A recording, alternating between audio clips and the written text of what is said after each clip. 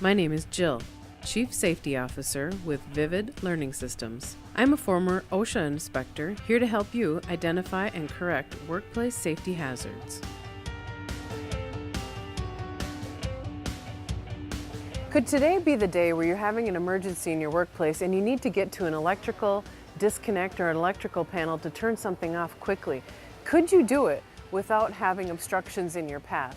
When you're doing your workplace inspections, always look at your panels and make sure that you don't have things parked in front of your electrical panels or disconnects like floor scrubbers or stored equipment or anything that could block your access to being able to turn power off quickly. There should be at least 3 to 3.5 feet of clearance in front of all electrical disconnects and breaker panels.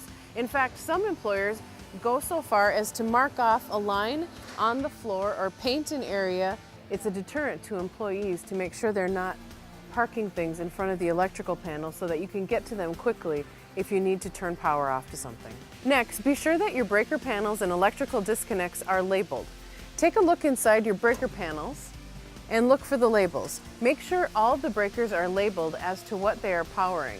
And be sure that you've updated any changes that have been made since an electrical upgrade that you may have had in your facility. Now, these labels are very important for 2 reasons, and you want to make sure that they're legible as well, that people can read them. But they're important because if you need to turn something off, you want to make sure that you're turning off the correct breaker, and when you're going to lock and tag a piece of equipment out, that you're choosing the right breaker or the right electrical disconnect. Finally, if you're looking to give a work assignment to your safety committee or other work groups, you could have them start doing some of these inspections to make sure that the electrical panels aren't being obstructed and that the labels are up to date. Now remember, if there's any specific work that needs to be done to the electrical panels or disconnects, you want that done by a qualified electrician. But being able to move obstructions and note deficiencies in panels is something that a work group could safely do without hurting themselves. I hope you gained a safety skill today. If you know someone who needs this, go ahead and pass it on. Safety is everyone's business.